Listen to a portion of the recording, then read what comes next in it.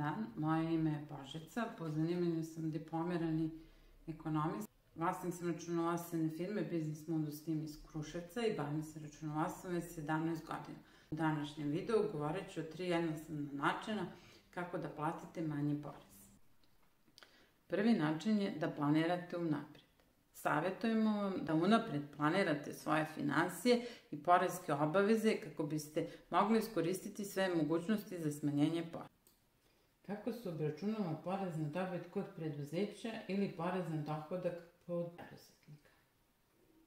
Osnovica za porez se dobija tako što se od ukupnog prihoda oduzmu ukupni rashod. Jednog primjera, ukupni prihod su 1.000.000 dinara, a rashodi su 900.000. Osnovica je 100.000 dinara. Porez na dobit preduzeća je 15%, što znači da 100.000 pomnoženo sa 15% je 15.000 dinara. To je inače godišnja obaveza za porez, a mesečna obaveza za porez iznosila bi kada 15.000 dinara podelimo sa 12, što je 1.250 dinara.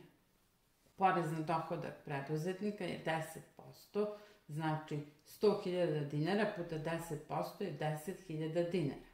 Mesečna obaveza poreza na dohodak preduzetnika iznosila bi 10.000 dinara podeljeno sa 12 je 833 dinara. Logičan zaključak je da ukoliko želite da smanjite porez, potrebno je povećati troškove. Naravno, samo ukoliko je to opravdano. Naš savjet je da redovno planirate svoje troškove i pratite vaš poslovni rezultat. Potrebno je da to radite na kvartalnom ili mesečnom nivou. Drugi način za smanjenje poreza je da iskoristite dostupne olakšice. Postoji više vrsta poreskih olakšica koje vam omogućavaju da smanjite svoj porez. Neke od najaktualnijih olakšica koje koriste mnogi privrednici su olakšice vezano za novo zaposlene radnike. Evo i jednog primjera za to. Minimalna zarada zaposlenog je 40.000 dinara, a porezi i doprinosi koji se plaćaju na tu zaradu iznose 22.000 dinara. Ukoliko bi poslodavac koristio olakšice za novo zaposlena lica, ukupni porezi i doprinosi iznosili bi 7.700 dinara.